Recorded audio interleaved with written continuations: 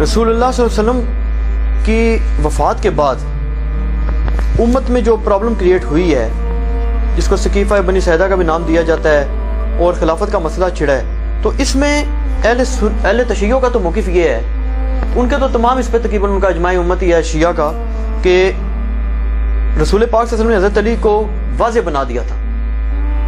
اور اہل سنت میں یہ ہے کہ اہل سنت یہ تو اکثر کہتے ہیں کہ کسی کو بھی نہیں بنایا، لیکن رسول پاک صلی اللہ علیہ وسلم نے ایسی نشانیاں دے دی تھیں کہ جس سے واضح ہو رہا تھا کہ حضرت ابوبکر رضی اللہ عنہ خلیفہ بنیں گے. تو اس پہ تھوڑا آپ کا موقف جاننا چاہ رہے ہیں بہت سے لوگ کہ آپ کی اس میں کیا تحقیق ہے؟ دیکھیے میرے بھائیوں، میں نے اس کے اوپر اپنی تحقیق جو ہے نا 3 گھنٹے کے اندر ریکارڈ کروا دی ہے. اب یہی بات ہے، میں 3 گھنٹے دوبارہ تو نہیں اس پہ بول سکتا، میں اب اپنی بس مختصر سی اس کے اوپر ہی آپ کو جواب دے سکتا ہوں. میرا لیکچر ہے مسئلہ نمبر 55B. 55B وصی رسول کون ہے صلی اللہ علیہ وآلہ وسلم اور حدیث قرطاس کا تحقیقی جائزہ. وہ جو حدیث قرطاس اہل تشیع کی طرف سے اٹھائی جاتی ہے نا محرم کے دنوں میں، کہ حضرت عمر جو ہے وہ کاغذ قلم کے درمیان حائل ہو گئے تھے، اور وہ مسلم میں بھی ہے، اور امام مسلم لکھا، میں عوام الناس کے لیے لکھا. اور آپ بتائیے کہ شیخ زبیر صاحب نے آپ کو اور باقی اہل حدیث علماء نے کہا کہ حدیث قرطاس بیان کرنا حرام ہے. نہیں، حرام نہیں، انہوں نے کہا کہ کرنی نہیں چاہیے اس وجہ سے کہ پھر فتنہ پھیلے گا، فتنہ پڑے گا. تو امام مسلم جو ہے نا یہ فتنہ پھیلا گئے، نعوذ باللہ من ذالک.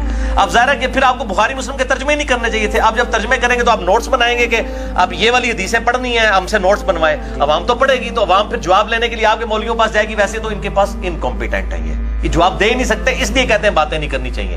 ان کی کمپیٹنسی نہیں ہے، کنویں کے مینڈک ہے، اپنے فرقے کی باتیں پڑھی ہوئی ہیں. پھر لوگ انشاءاللہ ہمارے پاس ہی آئیں گے، ہمارے پاس ہی آ رہی عوام الحمدللہ، سنیوں کی بھی اور شیعوں کی بھی.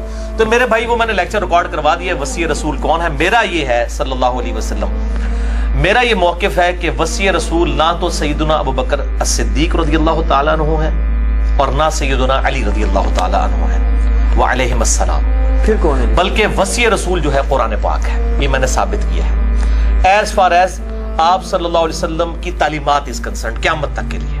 اس میں نے حدیث بھی بیان کی ہے، بڑی مشہور حدیث صحیح بخاری میں انٹرنیشنل نمبر کے مطابق ہے 4459، اور یہ صحیح مسلم میں بھی موجود ہے کہ عبداللہ بن ابی اوفا رضی اللہ تعالیٰ عنہ وعلیہ السلام، یہ میں جان بوجھ کے بار بار بولوں گا علیہ السلام، تاکہ علیہ السلام والا کیڑا ان کے دل سے نکل جائے. بخاری اور مسلم میں ہم تشہد میں پڑھتے ہیں السلام علینا وعلی عباد اللہ الصالحین، ہم پر بھی سلام ہو، سارے نیک بندوں پر سلام ہو. میں جس کو نیک سمجھتا ہوں میں علیہ السلام کہوں گا، کیونکہ میں تو نماز میں کہتا ہوں، تو نماز کے باہر کیوں نہ کہوں. پھر جب ہم قبر رسول پہ جا کے السلام علیکہ یا رسول اللہ، السلام علیکہ یا ابا بکر، السلام علیکہ یا عمر کہتے ہیں، رضی اللہ تعالیٰ عنہ یا ابا بکر اور یا عمر نہیں کہتے. پھر قبرستان میں بھی السلام علیکم اہل الدیار من المؤمنین کہتے ہیں. یہ علیہ السلام میں کہوں گا. میں شروع میں یہ کیڑا اس لحاظ سے نکال دوں، اور یہ صحابہ کی سنت ہے کہ وہ قبر رسول پر جا کے یہ چیزیں عرض کیا کرتے تھے صلی اللہ علیہ وآلہ وسلم. تو عبداللہ بن ابی اوفا رضی اللہ تعالیٰ عنہ 86 ہجری میں فوت ہوئے ہیں، یعنی آپ صلی اللہ علیہ وآلہ وسلم کے بعد یہ 75 ایئر زندہ رہے ہیں. ان سے سیدنا طلحہ نے پوچھا کہ بتائیے نبی صلی اللہ علیہ وسلم نے اپنا وصی کسی کو بنایا تھا؟ انہوں نے کیٹاگوریکلی ڈینائی کیا کہ نہیں، البتہ آپ صلی اللہ علیہ وآلہ وسلم نے ہمیں قرآن پہ چلتے رہنے کی وصیت کی تھی. اور صحیح مسلم میں جو حدیث ہے نا جی، حجۃ الوداع والا خطبہ، اس میں صرف قرآن کا ذکر ہے. حیران کن بات ہے، 3950 نمبر حدیث ہے کتاب الحج چیپٹر میں، پورا خطبہ ہے. جابر بن عبداللہ سے وہ خطبہ بیان کیا، اور بیان کیا امام باقر علیہ السلام نے، امام جعفر کے جو والد ہیں اور امام زین العابدین کے بیٹے امام باقر جو ہیں، وہ ملنے کے لیے جاتے ہیں جابر بن عبداللہ کو رضی اللہ تعالیٰ عنہ علیہ السلام کو. وہ نابینا ہو چکے ہوتے ہیں، تو ان کو جب پتہ چلتا ہے میرے نبی کا بچہ آیا تو وہ پروٹوکول دیتے ہیں، اور پھر ان کے سینے کے بٹن امام باقر کے کھولتے ہیں. وہاں پہ آئے گا محمد بن علی بن حسین. امام باقر کا نام تھا محمد بن علی بن حسین، علی بن حسین امام زین العابدین کا نام تھا. تو وہ ان کے سینے پہ ہاتھ پھیرتے ہیں اور کہتے ہیں تو میرے نبی کا بیٹا ہے، تو جو مجھ سے پوچھے گا بتائے میں بتاؤں گا. تو حج کی سب سے لمبی حدیث 3950 نمبر صحیح مسلم کے اندر. اب مجھے یاد 3950 ہی ہے، اور مشکات میں بھی آپ کو حج والے چیپٹر میں یہ شروع میں ہی مل جائے گی یہ والی حدیث. 2950 ہے یا 3950 ہے، بل وہ دیکھ لیجیے گا، چونکہ اب فی البدی گفتگو ہے اس طریقے سے بھی نمبر یاد نہیں رہتے. بال مشکات میں حج والے چیپٹر میں آپ کو پہلے نمبر پہ وہ حدیث مل جائے گی. تو اس حدیث میں جو خطبہ آیا نا کہ آپ صلی اللہ علیہ وسلم نے حجۃ الوداع کے موقع پر، یہ لفظ ہے حجۃ الوداع، ودا نہیں ہے، ودا، فرمایا تھا کہ میں اپنے بعد تم میں وہ چیز چھوڑ کے جا رہا ہوں کہ جس کو پکڑ لوگے کبھی گمراہ نہیں ہوگے، وہ اللہ کی کتاب ہے۔ سنت کا ذکر مسلم میں نہیں ہے۔ یہ کھینچتان کے حسن درجے تک روایت ہے المستدرک للحاکم میں، انٹرنیشنل نمبر کے مطابق 318 نمبر، کہ دو چیزیں چھوڑ کے جا رہا ہوں، کتاب اللہ اور سنت۔ میرے نزدیک تو کتاب اللہ بھی کافی ہے، کیونکہ سنت اس کے اندر داخل ہے نا۔ من یطع الرسول فقد اطاع اللہ، جس نے رسول اللہ کی اطاعت کی اس نے اللہ کی اطاعت کی عز وجل وصلی اللہ علیہ وآلہ وسلم۔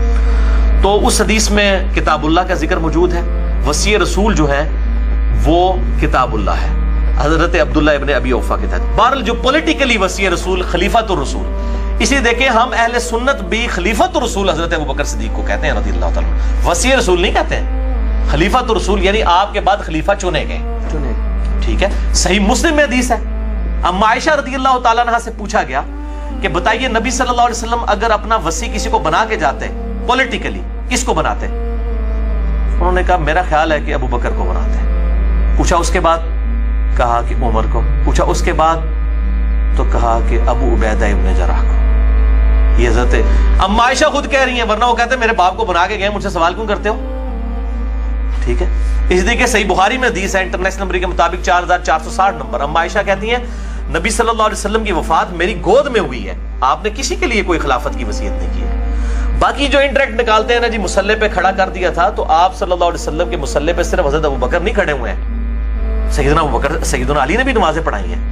اگر بخاری میں یہ حدیث ہے نا کہ ابو بکر کے علاوہ سارے دروازے بند کر دو، تو مسند احمد میں صحیح سند کے ساتھ حدیث ہے، مشکات میں بھی یہ موجود ہے حدیث، آپ کو سیدنا علی والے چیپٹر میں مل جائے گی صحیح سند کے ساتھ کہ علی کے علاوہ سارے دروازے بند کر دو۔ تو یہ والا جو پروٹوکول والا معاملہ ہے، بلکہ پھر آپ صلی اللہ علیہ وسلم کی زندگی میں بھی عبد الرحمن بن عوف نے نماز پڑھائی، صحیح مسلم میں حدیث ہے، آپ صلی اللہ علیہ وسلم نے پیچھے پڑھی ہے۔ حضرت ابو بکر کے پیچھے آپ صلی اللہ علیہ وسلم نے نماز کبھی نہیں پڑھی، نہ حضرت علی کے پیچھے۔ یہ خصوصیت صرف ایک شخص کی ہے اس امت میں، عبد الرحمن بن عوف کی۔ تو اس طرح کی جزوی فضیلتیں لوگوں کو حاصل ہیں۔ البتہ یہ بات ٹھیک ہے کہ امت کے اجماع نے چنا، شروع میں سیدنا علی نے بیعت نہیں کی، بعد میں 6 مہینے بعد انہوں نے بیعت کر لی، بخاری مسلم کی احادیث ہے۔ لہٰذا میں اسی بات کو حق مانتا ہوں کہ سیدنا ابو بکر الصدیق رضی اللہ تعالی عنہ وعلیہ السلام جو ہے وہ خلیفۃ الرسول ہے، اور اس میں جو سعد ابن عبادہ ہیں انہوں نے بیعت نہیں کی ہے، تو ان کا اختلاف ہے، باقی پوری امت نے اتفاق کر لیا تھا۔ اور سیدنا عمر کی خلافت کے اوپر تو کسی نے بھی اختلاف نہیں کیا، شروع میں کیا بننے سے پہلے کہ حضرت ابوبکر کو آ کے سمجھایا، لیکن بعد میں سب کا۔ تو میرا یہ موقف ہے کہ پولیٹیکلی سیدنا ابو بکر الصدیق رضی اللہ تعالیٰ عنہ وعلیہ السلام ہی خلیفۃ الرسول ہے۔ غدیر خم پہ سیدنا علی کے لیے جو وصیت کی گئی تھی وہ وصیت تھی کہ ان کے ساتھ حسن سلوک کرنا ہے آپ نے، اور میں نے ابھی مسئلہ 156 ڈیٹیل غدیر خم پہ ریکارڈ کرا دیے ساری اسناد کے اوپر۔ وہاں پر اہل شام اور اہل مدینہ تھے، ان کو ڈرایا گیا تھا کہ علی کے ساتھ برا سلوک نہ کرنا، لیکن پھر باز نہیں آئے اور وہی معاملات ہوئے۔